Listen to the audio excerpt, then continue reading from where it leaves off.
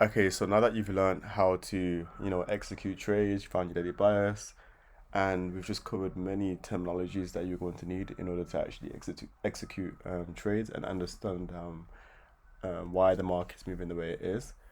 We're gonna get a bit more technical. So, um, as you can see here, we're gonna be talking about take profits and stop losses.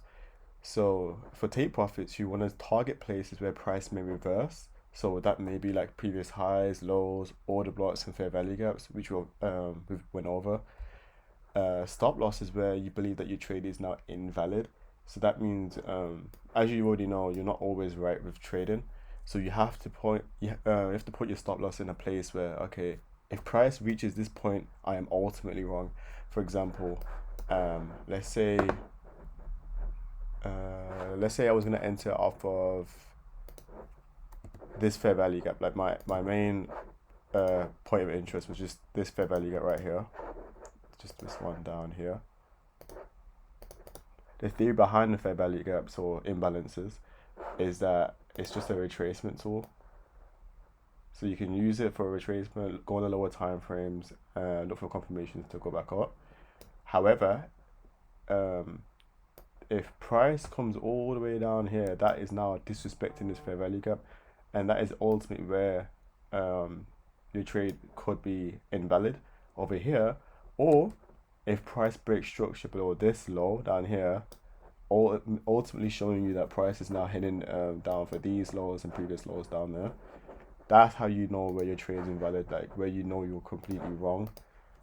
Just going back to your theories, if this theory is true, then X is supposed to happen. You get what I'm saying? Uh, Perfect if you do. If you don't worry. We'll go over it in this video. So we can go over to the trade that I took today. So this is market open. So this trade was just basically my continuation model, which you will learn in this new bootcamp, volume 2. So all I did was I got this fair value gap here on the 15 minute. I jumped onto the 1 minute.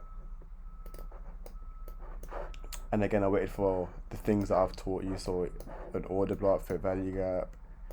I used all of that I've taught you. So I'm going to go and turn this down a little bit. So here, the only thing we don't even have much to work with here just yet. So this is when price came back into the fair value gap. So if I just tap,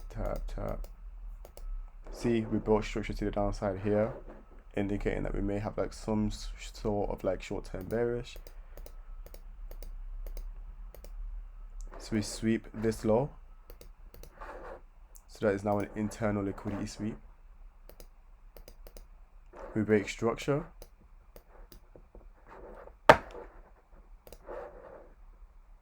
This is our order block from remember what I told you. Or you could just draw it like this, because yeah, that's more better. But I like to just draw it like this. It makes it look more neat for me. But if you don't understand this, then you just do this. It's perfectly fine.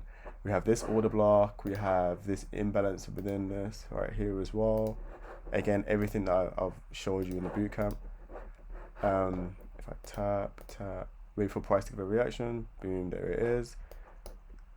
That's where you could go long from. So going back to the main point of the video is where your trade is now invalid. So if the theory behind the order blocks is true, your trade so retrace from here, and it shouldn't come below here. If large institutions have orders here, and that is true, price should not come below the order block. So that is where you're placing your stop loss. With Gemma 30, I like to place my stop loss like 2 pips below the low, or below my point of interest. So for take profits, again, going back to this, where price may reverse. So we have this high right here, which I'm going to use as a take profit. So we can say that, okay, if price reaches up here, there's a possibility that we may have like an internal liquidity sweep to come back down. And even better, because it's a 15-minute high, and it's kind of ruined what I was going to show you, but it's okay. So we had a 15-minute high right here.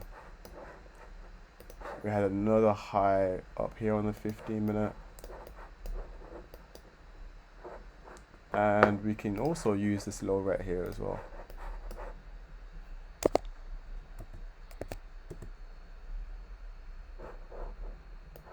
and that's it. So remember what I told you, you don't enter exactly when it touches the fair value gap or order block, you wait for a bullish candle out of it, and we got that. So this is now we're waiting.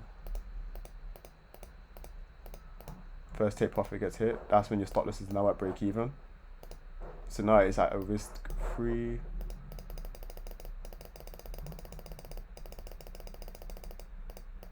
And then ultimately it comes down and stops right at break even, because I remember watching this. But yeah, that's how you set your take profits and stop loss. I can keep doing this like 2 or 3 more times.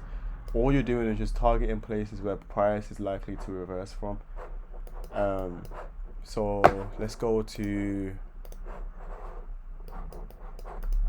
let me just delete this. Actually, yeah, let me just delete this. And then let's go to another day.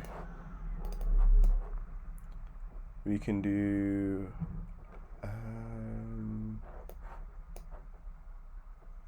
Monday. Let's do Monday right here.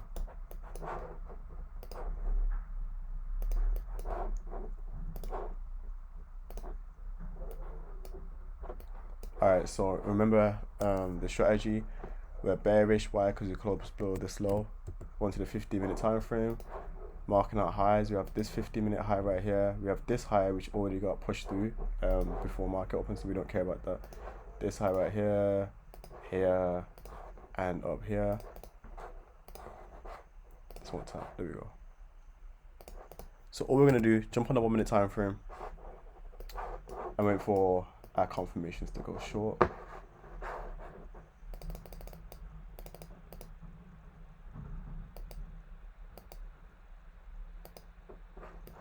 Okay, so here we sweep this high and we broke structure from this low. Now we just need to see a fair value gap or order block. We have a fair value gap right here, up here. Do we have an order block? No, we don't. We just have this fair value gap right here.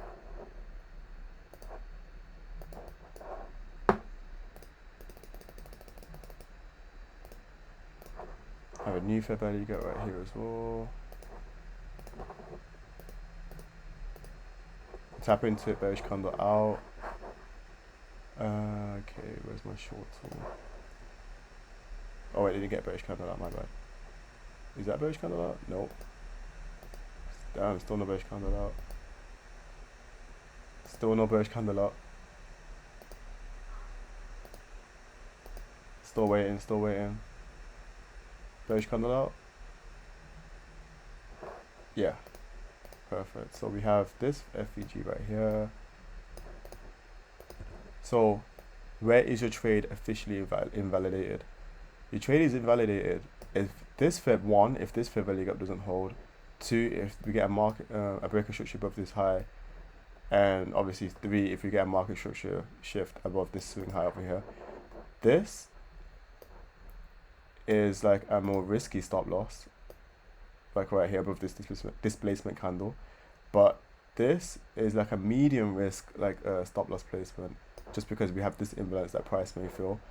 And then this is ultimately like a safer stop loss placement just up with the high. So let's just use the safest one, and all we're going to do is target previous lows. We can have that as a take profit. You can have this as a take profit.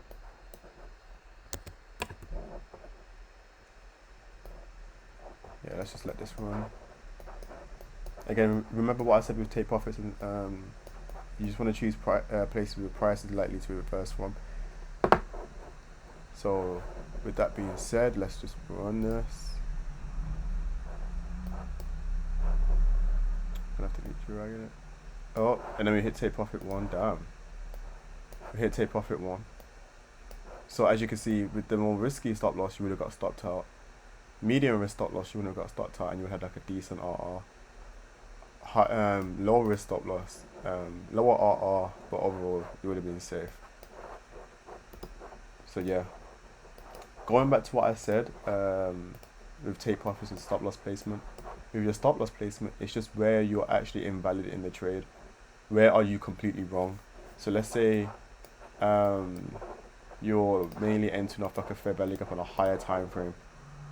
If that fair value gap, you could say, if that fair value gap is disrespected, I'm ultimately wrong, and this is not a retracement, and price is looking to head lower. So you could put your stop loss below the displacement candle, or the low, or high. Same thing for highs as well, and it's literally the same thing for order blocks. If we're going back to the theory of the order block, sorry, order blocks are a retracement, and if price does not retrace from there, that is not going to hold. So you could say ultimately, if I'm wrong, this order block shouldn't hold, and I can take this loss. That it makes more sense if you do it that way. Same thing for like fair value gaps as well, and ultimately lows. So if I go into like back to today's trade, it was not long ago, it was literally like around here.